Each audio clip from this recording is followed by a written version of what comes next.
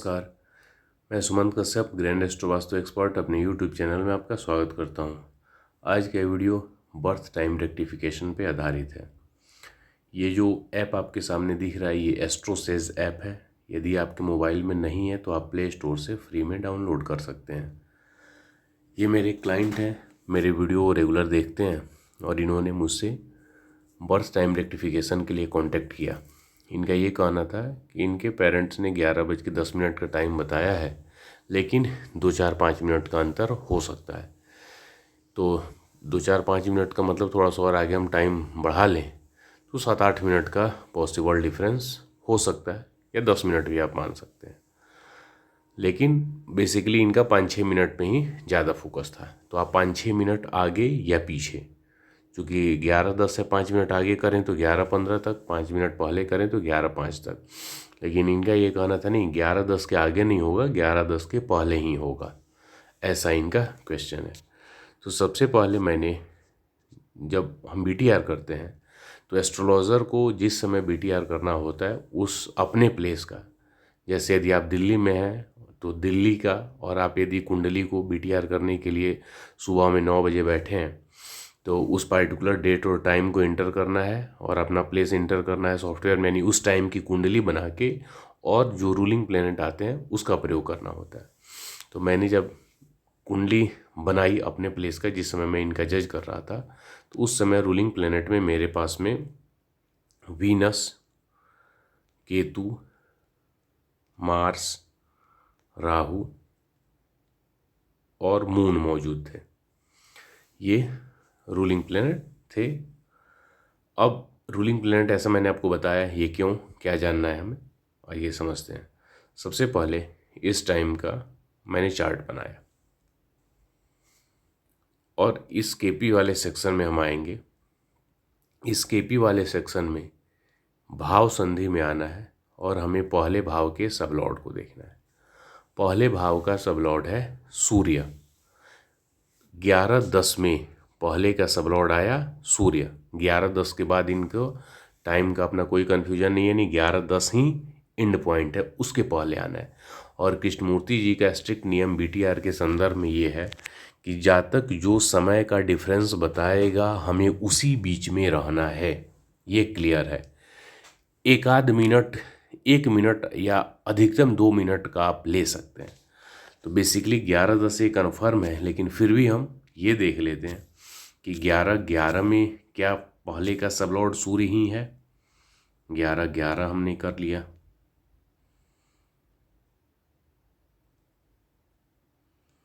11:11 में जब आप देखेंगे तो भी पहले का कस्पल सबलॉर्ड सूर्य है। बेसिकली 11:10 तक ही इनका है, तो इसलिए हम उसके पहले ही आएंगे।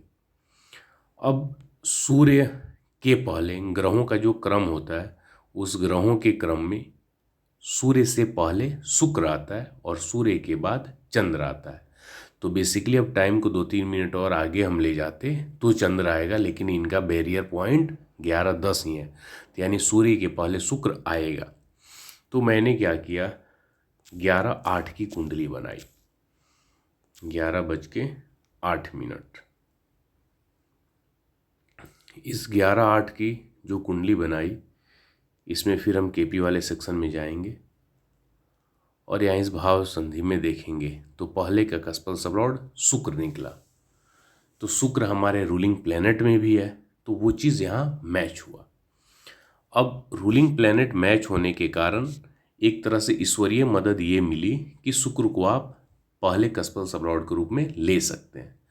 लेकिन सिर्फ रूलिंग प्लेनेट के आधार पे BTR कर देने से क्लाइंट भी इससे संतुष्ट नहीं होता और आप भी संतुष्ट नहीं होते कि जो टाइमिंग आपने सेट की है वो सही भी है या नहीं। सही होने से मतलब है कि क्या इस टाइम के आधार पे जो कुंडली बनी और ये जो 12 के 12 सबलॉर्ड हो रहे हैं, क्या इससे संबंधित प्रेडिक्शन क्लाइंट के साथ मैच हो रहा है। तो चूँकि मेरा जो नियम है, मैं BTR का भी सहयोग लेता हूँ और साथ ही 1 से लेके 12 भाव के जो सबलॉर्ड होते हैं इनका प्रेडिक्शन, यानी इनसे संबंधित घटनाक्रम का प्रेडिक्शन करके क्लाइंट से रिलेट भी करता हूँ। नॉर्मली जब मैं BTR के लिए क्लाइंट से बात करता हूँ तो 1-1.5-2 घंटे भी लग जाते हैं। तो एक टाइम टेकिंग प्रोसेस है। तो अब मैंने इस 11-8 के अकॉर्डिंग इनसे जब बात की तो 50% चीज़ें इनसे मैच हुई, 50% चीज़ें मैच नहीं हुई, यानी ये सेटिस्फाई इस टाइम से नहीं हुए। फिर मैंने 11-7 किया, फिर 11-6 किया और मैंने 11-5 किया। तो अब मैं सबका बताऊंगा तो फिर टाइम लगेगा, इसलिए डायरेक्ट 11-5 पे आ जाता हूँ, जो कि इनके साथ मैच हुआ। अब 11-5 जब हम करते हैं, वैसे 11-5 आप करें, 11-8 करें, 11-4 करें, 11 बजे भी करेंगे तो ये मिथुन लग्न ही आएगा, यानी लग्न चेंज नहीं हो रहा है। तो इसलिए लग्न नहीं बदल रहा है, तो हमें सिर्फ फोकस सब लॉर्ड पे ही करना है। तो आइए हम इस केपी सेक्शन में आ जाते हैं। पहले का कस्प जब हम 11-5 पे आते हैं तो ये 12 के 12 सब लॉर्ड हमें मिलेंगे। अब पहला कस्पल सबलॉर्ड शुक्र है, दूसरा भी कस्पल सबलॉर्ड शुक्र है। तो पहला कस्पल सबलॉर्ड जातक के बारे में बताता है। जब आप शुक्र को देखेंगे तो बेसिकली शुक्र जो है वो अनटेनेंटेड प्लेनेट है। अनटेनेंटेड प्लेनेट का मतलब है कि शुक्र किसी भी ग्रह का नक्षत्र स्वामी नहीं बना हुआ है। तो इसका मतलब शुक्र जिस ग्रह का सबलॉर्ड बनेगा वो भाव भी इसमें ऐड हो जाएंगे। तो आइए देखते हैं शुक्र किस किस भाव का सबलॉर्ड बना हुआ है। इस भाव संधि में शुक्र पहले का है, दूसरे का है, फिर नवम का है। 1, 2, 9 भाव का सबलॉर्ड शुक्र बना हुआ है। तो शुक्र यहाँ पे क्या रिजल्ट देगा? 1, 2, 9, 11 और 12। तो इसका मतलब क्या हुआ? 1, 2 और 11 के माध्यम से जातक को धन लाभ होगा। 2, 9, 11 हायर स्टडीज़, खासकर फाइनेंस से संबंधित स्टडीज़ को बताते हैं, धार्मिक प्रवृत्ति को बताते हैं। 1 और 12 हेल्थ रिलेटेड प्रॉब्लम्स को बताते हैं, यानी जातक को हेल्थ रिलेटेड इश्यूज हो सकते हैं। साथ ही साथ जातक लेट नाइट तक जगेगा, देर तक सोएगा।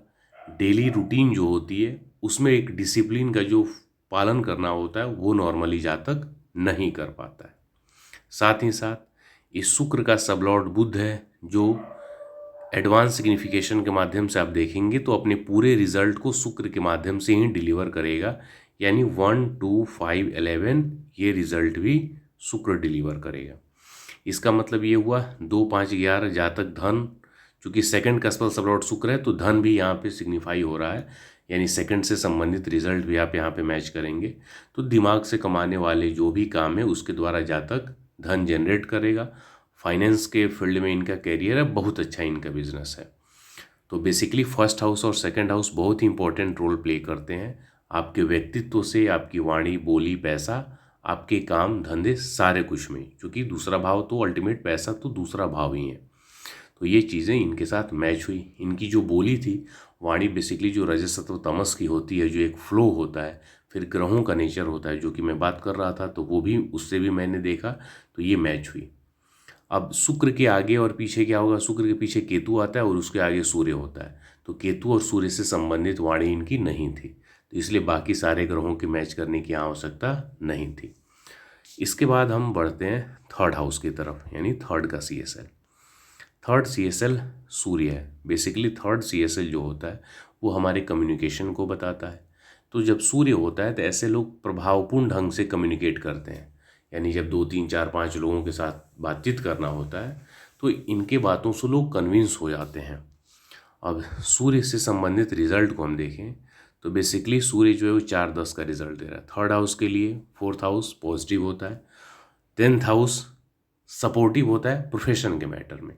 लेकिन प्रोफेशनल लाइफ की बात करें, प्रोफेशन के मामले में, कम्युनिकेशन की जब हम बात करें तो थर्ड के लिए 4 और 10 पॉजिटिव होते हैं, ठीक है।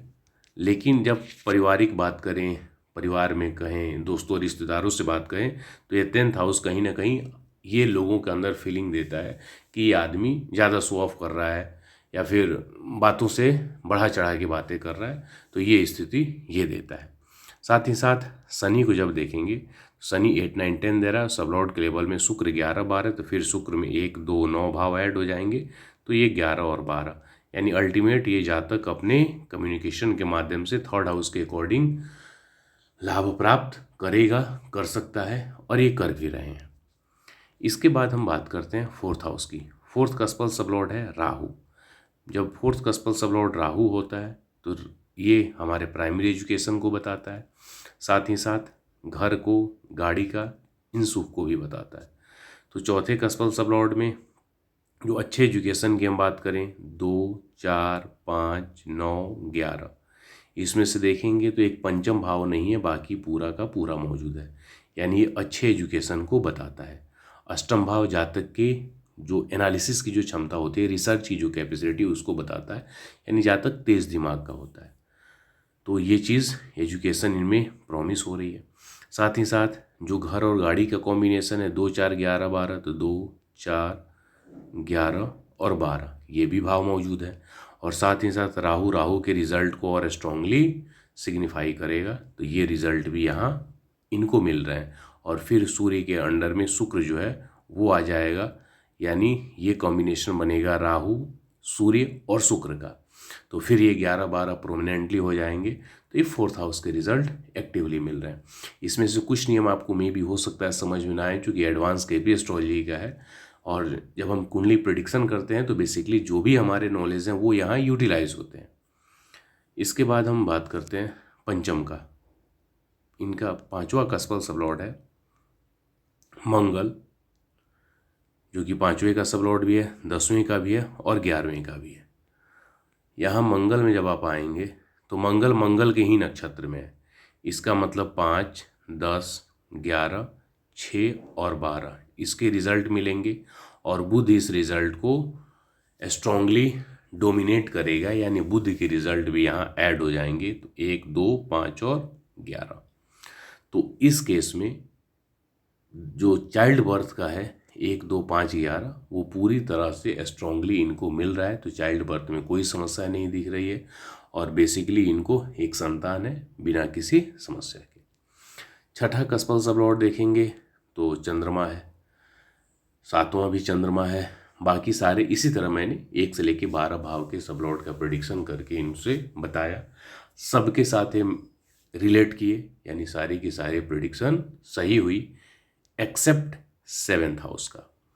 यानी 7th हाउस के इस चंद्र से ये रिलेट नहीं कर पाए। क्या नहीं कर पाए? 7th हाउस बिजनेस को बताता है, 7th हाउस पार्टनरशिप को बताता है और 7th हाउस जीवन साथी के बारे में बताता है। मैंने ये कहा 7th का कस्पल सबलॉर्ड चंद्र होने पे नॉर्मली जीवन साथी इमोशनल होंगे या फिर थोड़ा सा कॉन्फिडेंस लूज हो सकता है। तो ये चीज़ ये रिलेट नहीं किए, इनके अनुसार ये नेचर मैच नहीं हो रहा है, पहला पॉइंट। अब मैंने कहा ठीक है, 7th कस्पल सबलॉर्ड बिजनेस को बताता है और ये चंद्रमा है जो कि छठे का भी कस्पल सबलॉर्ड है। तो आइए चंद्रमा को देखते हैं। तो चंद्रमा बेसिकली राहु के नक्षत्र में, और राहु जो है वो 2, 6, 7, 8, 9, 10, 11, 12 दे रहा है। तो जब बिजनेस वाले नंबर 2, 7, 10, 11 ये भी चंद्रमा में मौजूद है, धन वाले नंबर 2, 6, 10, 11 ये भी चंद्रमा में मौजूद है। तो मैंने पूछा कि आपकी जो बिजनेस हैं वो अच्छे चल रहे हैं, सेटिस्फाई हैं? तो हाँ, थोड़ी सी समस्या ये आती है कि कई बार स्टाफ जो है वो टिकते नहीं है और नहीं टिकने के कारण थोड़ी सी समस्या आती है। तो चूंकि 7वें का कस्पल सबलॉर्ड जो चंद्रमा है वो छठे का भी है और इसमें 8 और 12 है, तो बेसिकली 8 और 12 भी अपनी भूमिका निभाएंगे, तो इस कारण समस्या आती है। तो मैंने कहा कि उस मैटर को यदि छोड़ दें तो बेसिकली क्या आप अपने बिजनेस से, फाइनेंशियल कंडीशन से, इस चीज़ से, इस पॉइंट से संतुष्ट हैं? तो इनका कहना है हाँ, पूरी तरह से 90% अपने फाइनेंशियल सिचुएशन जो मेरा बिजनेस दे रहा है उससे मैं संतुष्ट हूँ।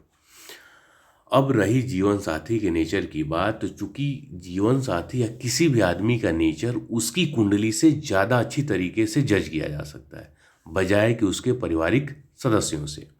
अब यहाँ इनकी कुंडली में सप्तम भाव जो डायरेक्टली इनके बिजनेस से रिलेटेड है, डायरेक्टली इनके पार्टनरशिप से रिलेटेड है, तो इनसे संबंधित घटनाक्रम से पूरी तरह संतुष्ट हैं। पत्नी के नेचर के लिए पत्नी की कुंडली का भी रोल होगा, यानी उनकी कुंडली में फर्स्ट हाउस में कौन सा प्लेनेट बैठा है, फर्स्ट का कस्पल सबलॉर्ड कौन सा प्लेनेट है, तो ये अलग अलग किस राशि में बैठा है वो भी मैटर करता है। अब यहाँ पे इनके मन में ये डाउट थी कि जो 11-5 की कुंडली बनी हुई है, यदि हम 11-4 करते हैं तो 11-4 के अकॉर्डिंग 7वां कस्पल सबलॉर्ड सूर्य होगा और वो इनकी पत्नी के नेचर के अकॉर्डिंग मैच कर रहा है। अब आइए ये भी देख लेते हैं। अब जब ये चार्ट आता है तो मैंने ये कहा कि 7वां कस्पल सबलॉर्ड इस यहाँ पे 11 बज के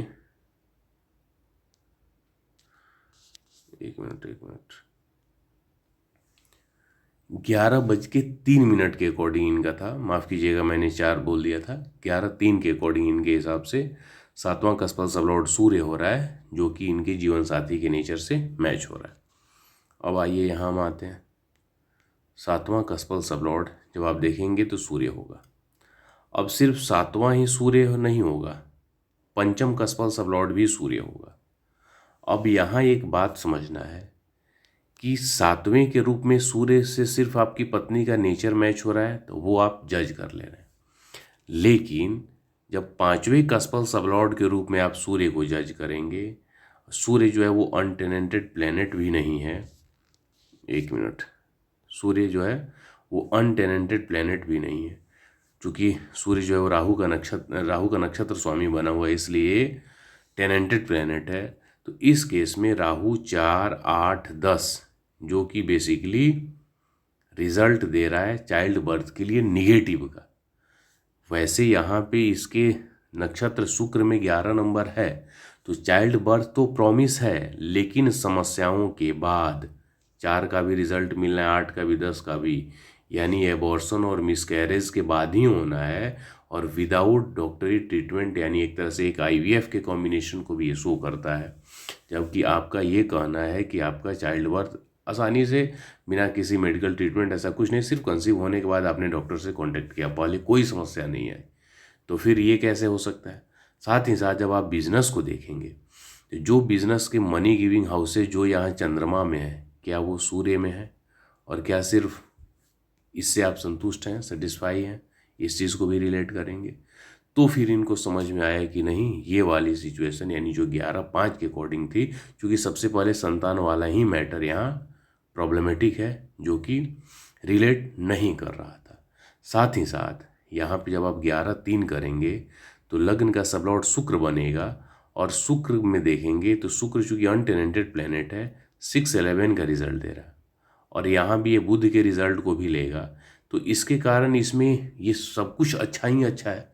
जबकि इनको हेल्थ रिलेटेड प्रॉब्लम जो एक जन्म के कुछ समय बाद ही हो गई और अब भी है वो प्रॉब्लम, तो वो बिना 12 के सिग्निफाई ही नहीं होना। तो इस 6-11 और 2-5-11 के कारण क्या है कि हेल्थ से आप रिकवर हो गए, हेल्थ वाली प्रॉब्लम से, और चीज़ें अच्छी हो रही हैं, लेकिन ये 12th हाउस तो रहेगा। यानी ये 2-3 पॉइंट्स जब मैंने उनको बताए तो फिर वो इससे कन्विंस हुए। जो रूलिंग प्लेनेट का नियम है वो भी इस कुंडली में मैच हुआ, जो 1 से 12 हाउस के जो सबलॉर्ड्स हैं उनके द्वारा जो प्रेडिक्शन हुआ उससे भी ये कन्विंस हुए, तो जाकर फिर हमने 11:05 के टाइम को ओके किया। तो इस प्रकार से आप BTR के प्रोसेस, आपने भी जो लोग एस्ट्रोलॉजी सीखते होंगे उनको समझ में आया होगा। थोड़ा सा टाइम टेकिंग प्रोसेस होता है, लेकिन ये टाइम देने के बाद जातक को और ज्योतिषी को दोनों को कॉन्फिडेंस होता है। 15 फरवरी से हमारा KP एस्ट्रोलॉजी का बैच शुरू है। ये basic plus advance KP astrology course है। इसकी फ़ी 24,000 रुपीज़ है। 15 तारीख से शुरू हुआ है, 3 मार्च तक 9 क्लास हो चुके हैं। 40 से 45 क्लास इस कोर्स में होने हैं। प्रत्येक क्लास की रिकॉर्डिंग आपको दी जाएगी। यदि आप ज्वाइन करना चाहते हैं तो कर सकते हैं। BTR का यानी बर्थ टाइम रेक्टिफिकेशन करवाने का फ़ी है 3200 रुपये। कुंडली कंसल्टेशन का भी, कुंडली कंसल्टेशन में आपके सभी प्रश्नों के उत्तर और रेमेडीज़ बताए जाते हैं, उसके भी चार्ज हैं 3200 रुपये। यदि आपको BTR प्लस कुंडली कंसल्टेशन कराना होगा तो आपको 6400 रुपये देने पड़ेंगे। आप मेरे व्हाट्सएप नंबर 99555792 पे कांटेक्ट कर सकते हैं। बने रहिए, मिलते हैं कुछ ऐसे इंटरेस्टिंग वीडियोस के साथ। धन्यवाद।